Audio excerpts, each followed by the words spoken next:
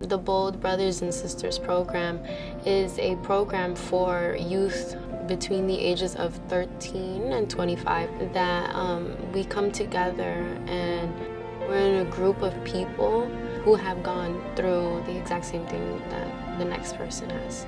For once, we don't have to feel like we are alone.